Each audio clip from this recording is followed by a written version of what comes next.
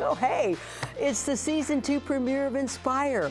To kick off our new season of shows, we start with the first episode of a 3-part miniseries, Cannabis in Kansas. Coming up, we dive into the history, the stigma of cannabis. Stay with us.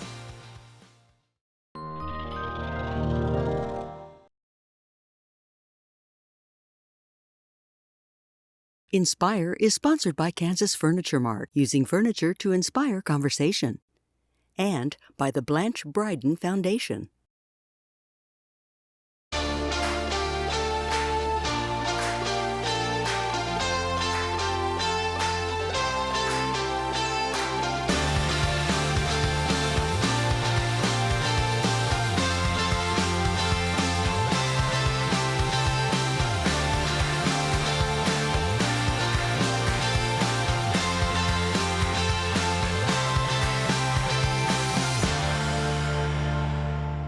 Hello and welcome to our season 2 premiere of Inspire. It's great to be back with my gorgeous co-hosts. We have Danielle Norwood and Leslie Florange, and you. Thank you for being back. We're excited. We're going to be discussing a lot of all new topics, but one that we visited before. Betty Lou, it's great to be back. And what a great way to kick off a season premiere with a 3-part Inspire miniseries covering one of my favorite topics, cannabis in Kansas. For the next 3 shows, we will cover major topics of cannabis legislation right here in Kansas. This week, the history of cannabis is our topic for discussion. And here with us to cover the history and stigmas of cannabis are Kelly Rippel, co-founder of Kansans for Hemp, and joining us via Zoom are Amy Reid, president of Kansas Cannabis Coalition, and Doctor Currie Myers, retired sheriff for Johnson County and consultant. Kelly, Amy, and Dr. Myers, thank you so much for joining us on Inspire today. Talk to us about the stigma around cannabis. And Kelly, since you're here, Merry Christmas. I'm going to start with you. Okay. All right. Well, the stigma that we now know from cannabis really originated from some anti-immigration sentiment that was taking place in the United States around the 1920s, early 1900s. We had immigration from other countries such as Mexico.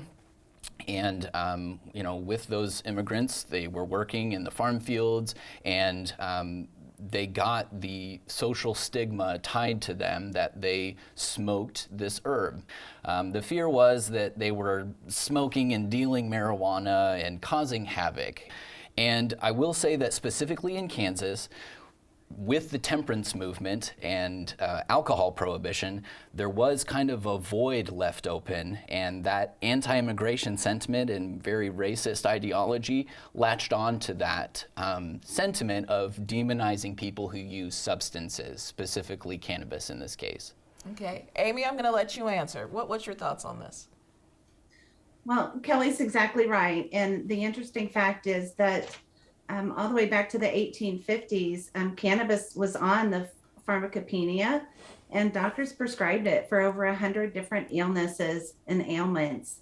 And they fought hard when marijuana prohibition began in the 1930s, 1920s, 1930s. And they ended up arresting over 3,000 physicians for prescribing cannabis back then. So politically centered, it was very focused on these people are bringing things into our country that aren't good, and less focused on the true medical benefits of the product. That was intensified when Nixon took office as the president, and he signed the Controlled Substance Act in 1970. I'm in my 50s, and when we grew up, we took classes at school about Just Say No to Drugs, Nancy Reagan and her whole Just Say No initiative. So I think we were all conditioned to believe that it was just this awful thing between the media and the press and school. And sadly, no universities were teaching the endocannabinoid system and the benefits of the plant. And I'm a registered nurse. I was not taught in nursing school about medical cannabis, neither were the doctors. So when somebody would go to a doctor and ask, we don't know anything about it. So we're like, oh no, it's bad. We learned on the radio, on TV, that it's bad. So it was just a horrible situation all around. And Dr. Myers, I want to bring you into the conversation. What are your thoughts? Well, it's been an effective marketing campaign all these years. I agree with Amy. We've lost focus on the medical side. It became kind of the evil drug. It became a Schedule I drug, which cocaine and methamphetamine and heroin and some of these others aren't even Schedule I drugs. So I just think that stigma came with it, and then once it became a Schedule I drug, which means it really doesn't have any benefit at all. It's very difficult to get your status back once it's been demonized to that level. But I think the table's turning. We're seeing close to 70% of the public that is supportive of medical cannabis now. In Missouri, they passed Amendment 2 with over 65% of the public supporting it. So I actually think that the tide's turning, and we are seeing more information and more data, and there's certainly much more medical information that's coming to light now about the positive use of medical cannabis. So let me roll us back just a little bit. Couple of questions on the difference between what I'm seeing in stores around Topeka. There are some CBD places where you can buy CBD, and then there's the THC, right? So what is the difference between that and the medical marijuana, as an example? I'm totally confused. No, that's a great question, because there is a lack of education in general with everyone that hasn't studied the plant. And the cannabis plant has over 100 different cannabinoids within it. One of those is CBD. One of those is THC, which the THC is the one that produces the psychoactive effects. And you can purchase in Kansas now CBD. That's legal up to the federal limit of 0.3% THC. The problem you run into is different ailments require different strains, and those different strains can be, for example, a 2-to-1 ratio CBD to THC, or a 1-to-1 ratio. It varies. CBD has some very intense anti-inflammatory effects, but the THC portion of it can help tremendously in controlling pain and nausea. And when you combine them together, it allows for the therapeutic effects. But when you're treating so many different diseases and ailments, one size does not fit all. So some are better with high CBD, very, very low THC, and others, for example, terminal hospice patients with chronic intense pain, need the exact opposite. Okay, so we want to ask, is there a one place that you can go to get some education and descriptions and so forth? If you can hang on to that for just a minute and think about it, because we need to take a short break, but we will be right back with our guests to learn about that and just so many things that we're all confused about, so we're guessing that you might be confused as well. Do stay with us.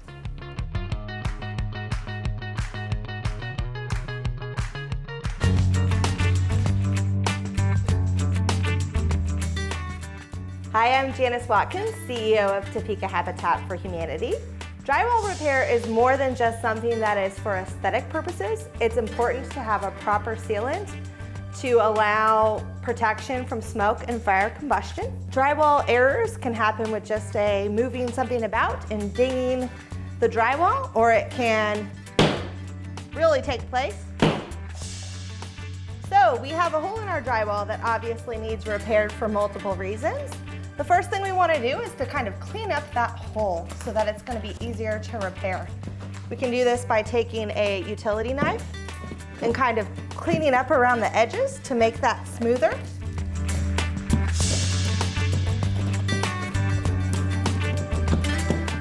To allow a smooth application of a drywall patch. There are multiple ways to go about that, but the quickest and easiest way to repair drywall is through a self-adhesive patch. You can obtain this from any hardware store for just a couple of dollars. They come in multiple sizes. In this instance, we've made sure we have plenty of room to patch our hole. We're just going to peel off the backing and place it as such around the hole so that we can begin the process of reapplying and fixing our drywall.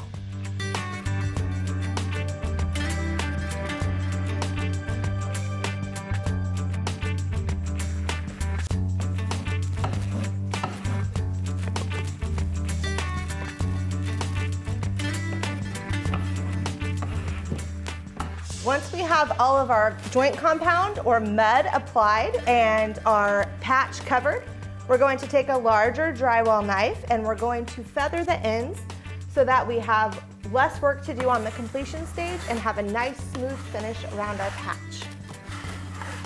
Now, as you can see, we can see some of our patch, so this is an important first step. This is not a quick process. We're going to let this be nice and smooth and then dry, and then likely have to add a second coating of mud or compound so that we can have a nice clean patch to our drywall repair.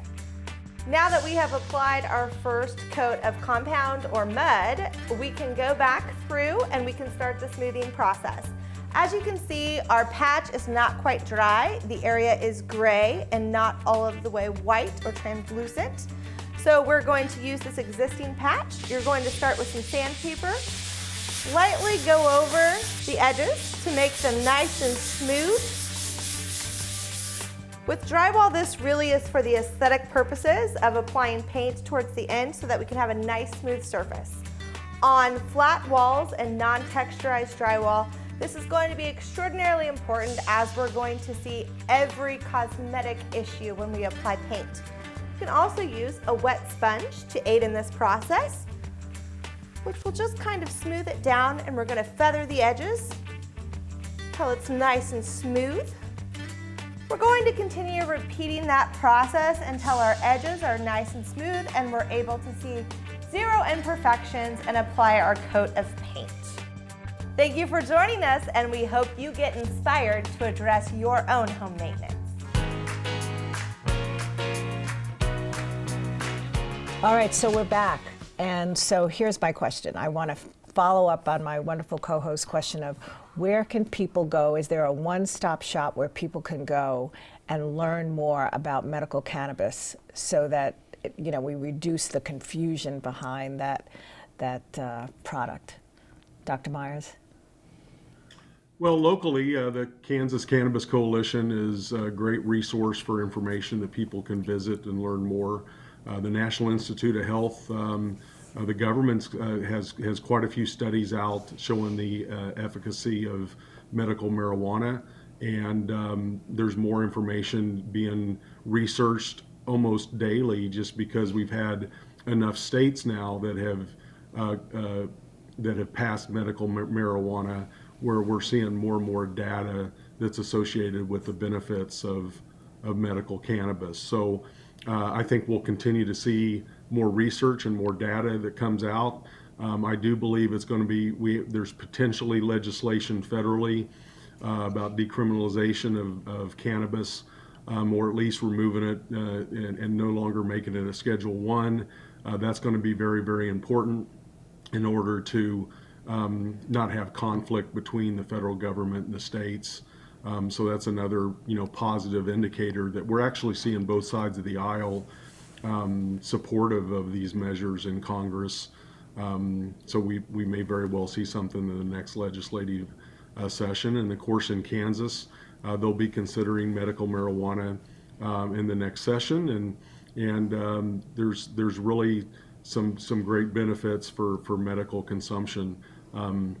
Especially, one of the reasons that I've been supportive of this is you see so many people in the military and veterans come back and they're suffering from PTSD and they've had war injuries, and unfortunately they get prescribed opioids and other drugs that are highly addictive, where medical cannabis could be a viable resource for them. So there's more and more information coming out every day that shows the positive benefits of medical cannabis. So when it comes to medical cannabis, are we smoking that, or are we also ingesting that as a pill? How What's the manifestation of this that people could be taking? Because there's a stigma, right? I mean, if people are, smoking weed, people think, oh, there's a druggie over there. It's a great question, first of all. And second of all, it's funny how everybody perceives that when you say marijuana, everybody just assumes it's smoking or inhalation. And the beauty about this product is that it doesn't have to be inhaled. It doesn't have to be smoked. There's so many different ways and sometimes better ways to administer the product based on the patient's disease process. For example, arthritic hands. My mother has terrible arthritic hands, and there's a topical lotion that has CBD with a very small amount of THC in it that provides her tremendous relief. You could do it more than one route of administration as well. So you can do a topical that penetrates the top 2 layers of skin, but doesn't go too much deeper than that. But then also do maybe a sublingual. There's tinctures or oils that you can use where you put a few drops under your tongue versus smoking it. And the onset is a little longer. We prefer inhalation on a lot of patients strictly because it's like an emergency drug. You get stung by a bee and you're allergic, you inject yourself with a pen right away because that's the quickest route of administration. For people that are having, say, an anxiety attack or a PTSD, full-blown onset where they need something immediately, like an emergency drug, the quickest way to get it through your blood system is through inhalation. Right. Well, just coming off, several people might be watching who the only thing they ever really knew about marijuana was that country singer Willie Nelson was always getting in trouble for, and had marijuana on his bus, and, that's kind of all you heard. But in our previous episode, we had the lady on who was talking about being a concierge. And you definitely wouldn't want to just go in somewhere and not know what you're asking for. That's why I was asking about a one-stop place just to get some information. Kelly? You're absolutely right. And there is some interesting documentation that came out of Canada that shows patients who have a registered medical card for cannabis access, they have seen an increase of utilization with their medical provider. So it can be stated that people who have access to medical cannabis do tend to get their guidance from their medical professional about that and how it affects their conditions. What if your medical professional is not a fan of hemp?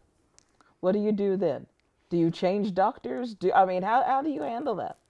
Trying to have that discussion with your medical provider and have them look at some of the data that's out there. Because like Dr. Myers said, in 2021 alone, there were over 4,000 studies published about cannabis or that had the term marijuana in them. So that doesn't even account for the other studies that are about cannabinoids and all of these other constituents. So there is that opportunity that patients have with their medical provider to introduce some information to them if they're not aware of it.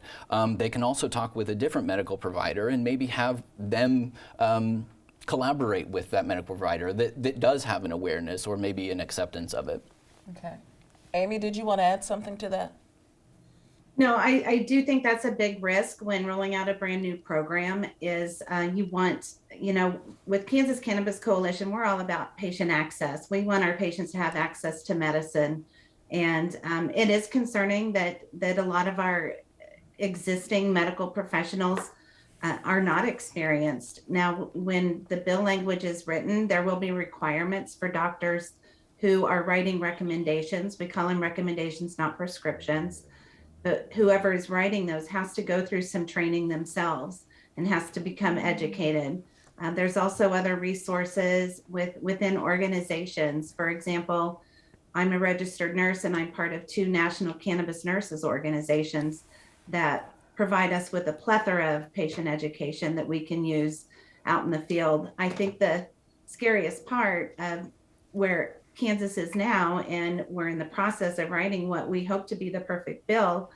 The scariest part is that we erroneously leave certain patient populations out, and that's what our focus is. We want the small businesses, we want the patients, we want Kansas farmers, we want people far out in western Kansas to have access. And if we don't have any medical providers out there who are willing to write recommendations, that's going to be a problem.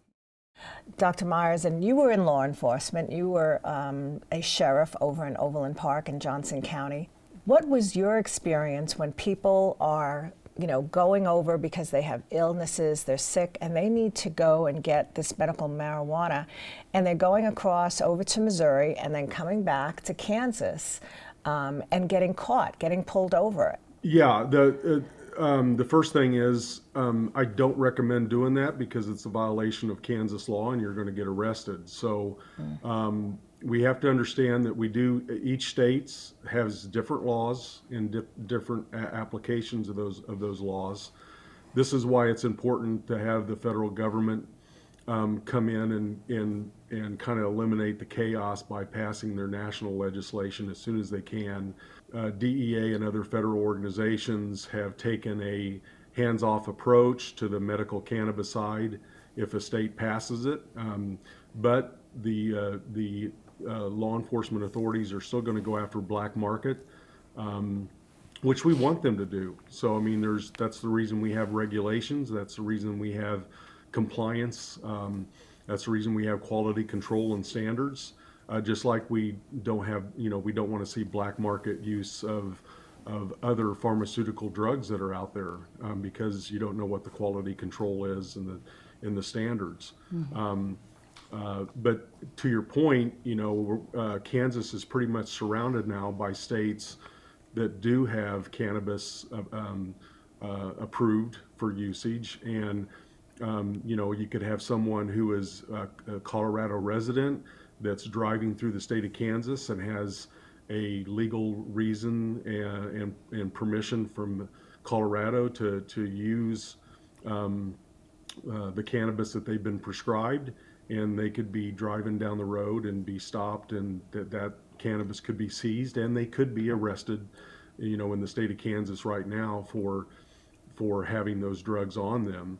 So that's the conflict, and that's the chaos that occurs when we don't have sensible, national strategy and legislation. I do think Kansas is taking positive steps forward. There is a significant interest, in my opinion, by many legislators right now that they want to, that they're okay with medical cannabis. The last data I saw, that was close to 70% of the Kansas population are supportive of medical cannabis in Kansas.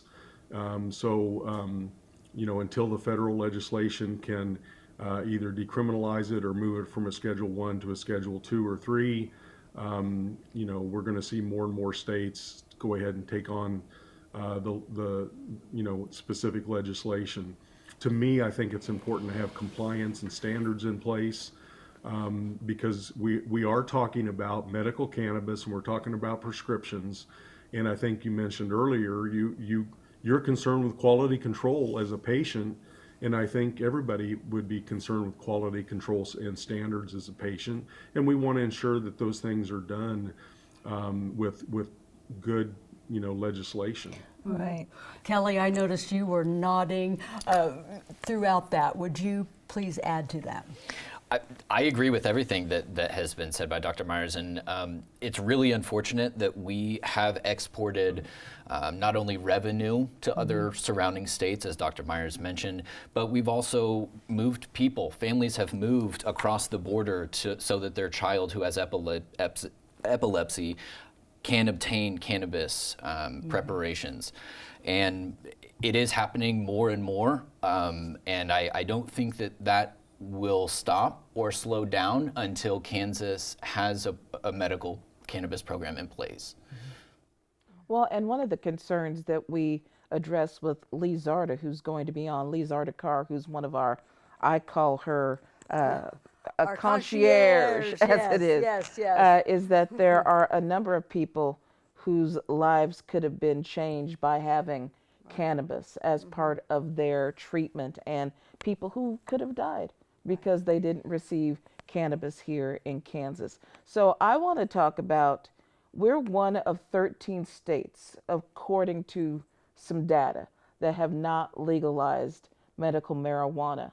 Where are we on that particular trend? And you said in one data supply that you have, that we're one of 3. So tell us, is it one of 3, one of 13, and how can we try to get this, as part of the conversation to actually get it legalized? The data that I understand is from 2019, and I do believe it said that we are one of 13 states. And Amy, correct me if I'm wrong about this, but there are some states that have passed medical programs since then, but they haven't been enacted yet or fully implemented. So that number is still kind of shifty or gray, I guess.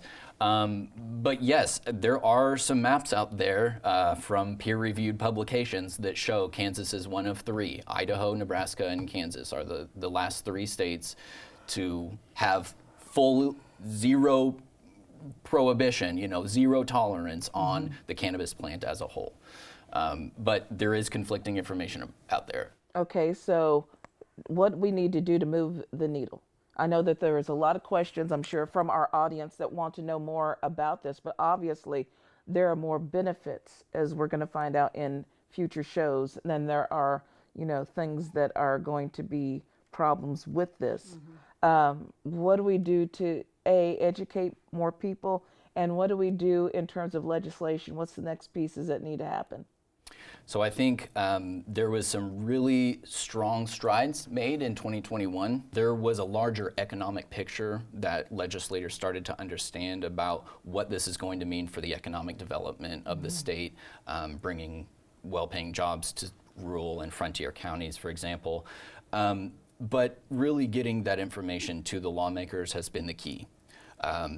Having them understand the aspects of how this is going to impact our society based on evidence from other states. And so we've heard a lot of arguments in the past about the sky's gonna fall and we're gonna have all these fatalities and but the data overall is showing that those red flags maybe were a little unwarranted.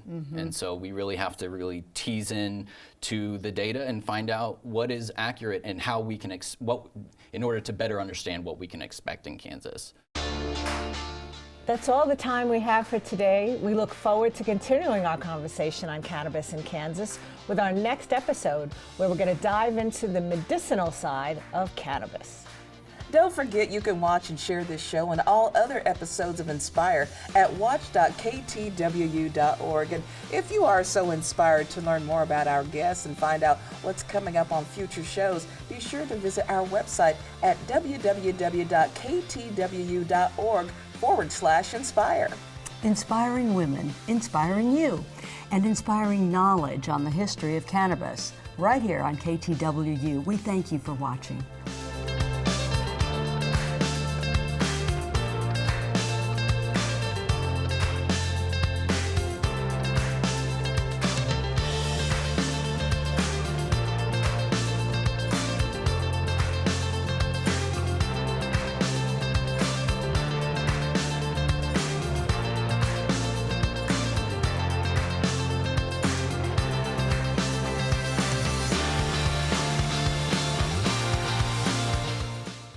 Inspire is sponsored by Kansas Furniture Mart, using furniture to inspire conversation.